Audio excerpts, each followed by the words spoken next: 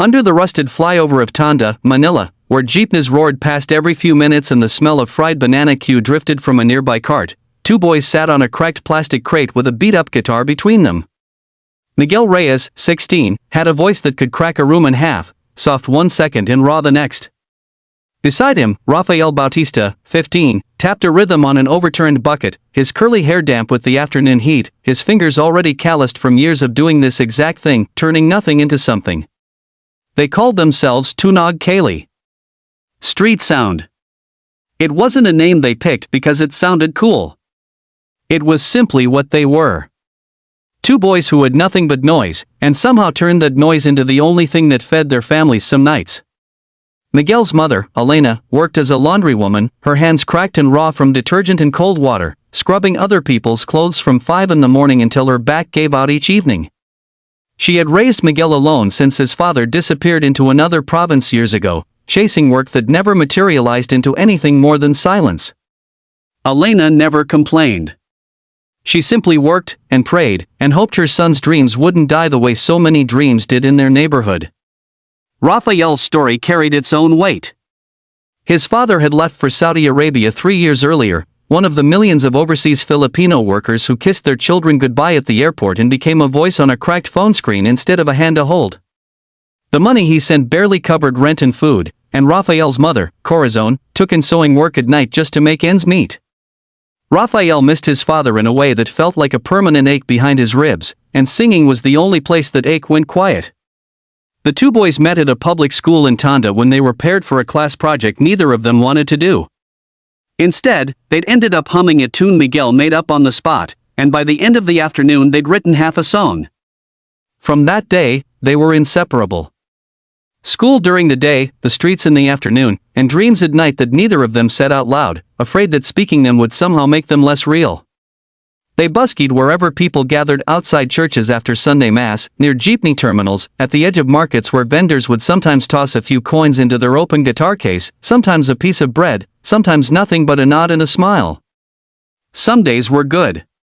Some days they went home with empty pockets and empty stomachs, and Miguel would still find a way to make Rafael laugh before they parted ways for the night. It was Corazon who first mentioned it. A talent competition was accepting online audition videos, a stage bigger than either boy had ever imagined, a stage that could be watched by millions instead of the dozen strangers who paused on a Manila sidewalk. Neither boy believed it was real at first. Shows like that were for other people, they thought, people with proper training, expensive guitars, families who could afford voice lessons. Not two kids who shared one pair of decent shoes between performances so whichever one was singing lead that day could look presentable. But Elena believed. She had watched her son sing to an empty street for years, watched strangers stop mid-step just to listen, watched him give away his last few pesos to a hungrier kid instead of buying himself dinner.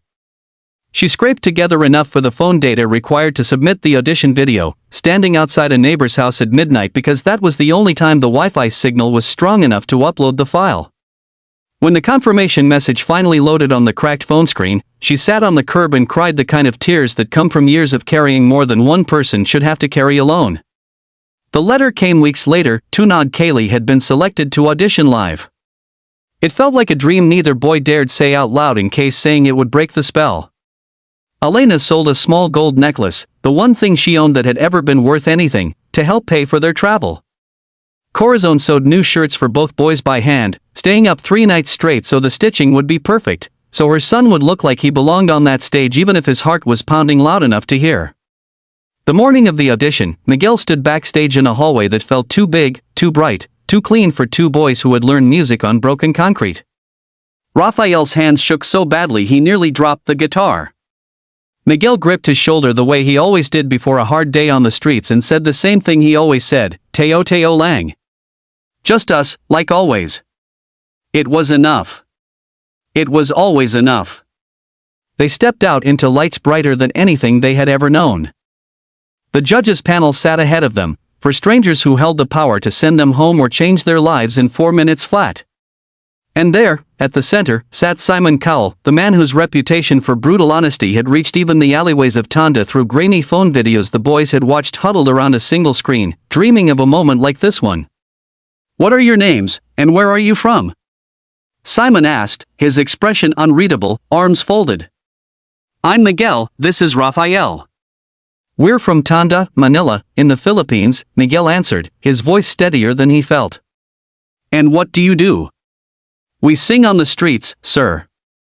It's kind of all we've got. A pause. Simon nodded once, unimpressed on the surface, though something in his eyes shifted almost imperceptibly. Let's see it, then. Rafael's fingers found the first chord, trembling slightly before settling into rhythm. Miguel closed his eyes and let the first note leave his chest, soft, aching, full of every hungry night and every hour his mother spent bent over a washboard. The melody built, verse folding into verse, Rafael's voice weaving beneath Miguel's imperfect, practiced harmony born not from lessons but from years of survival side by side. By the second verse, something shifted in the room. The judges who had been leaning back in their chairs sat forward. The audience, restless moments before, fell into a hush broken only by scattered gasps as Miguel's voice cracked with raw emotion on a line about a mother's hands and a father's absence, words that weren't written for a competition, but for their own lives.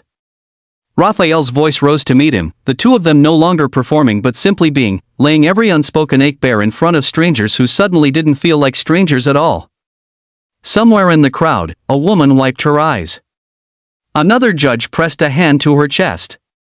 And Simon Cowell, the man known for cutting performances short with a single word, sat completely still, his eyes fixed on the two boys, something unmistakably moved flickering across his usually guarded face. As the final note rang out and faded into silence, the arena erupted. The audience rose to their feet in a wave, applause thundering through the room. Miguel and Rafael stood frozen for a heartbeat, unsure if what had just happened was real, before the noise finally broke through and Rafael grabbed Miguel's arm, both of them laughing and shaking at once. Simon leaned into his microphone, and for a moment the entire room held its breath. I've heard a lot of singers in this chair, he said slowly. But I don't think I've heard two boys pour their entire life story into 4 minutes the way you two just did. That wasn't a performance. That was truth. He paused, glancing at the panel beside him, then back at the boys. I don't usually do this. But I think today, I have to. The words barely left his mouth before his hand slammed down on the golden buzzer. Gold confetti exploded from the ceiling, raining down in glittering sheets as the arena roared louder than either boy had ever heard anything roar in their lives. Rafael dropped to his knees, hands over his face, his shoulders shaking with sobs of disbelief. Miguel stood frozen for a moment, tears streaming freely down his cheeks, before pulling Rafael up into an embrace neither of them let go of for a long, long time. Backstage, when the call finally connected to Manila, Elena's scream of joy echoed through the receiver loud enough that Rafael's mother, standing beside her, burst into tears of her own. In Tondo, neighbors gathered around a single phone screen the same way the boys once gathered to watch Simon Cowell from thousands of miles away, except this time, it was their own boys standing in that golden light, their own street corner's sound finally heard by the whole world. Months later, back on the same street corner under the same flyover, Miguel and Rafael returned, not because they had to anymore, but because they wanted to remember where it all began. The crate was still there. The bucket was still there. But everything else had changed. Elena no longer scrubbed other people's laundry past midnight. Corazone's sewing machine sat quiet, a choice now instead of a necessity. And two boys who once sang for scattered coins now carried a golden buzzer's promise with them, proof that a dream born on a broken sidewalk in Tondo could echo all the way across the world, and that sometimes, the loudest voices come from the quietest corners of struggle.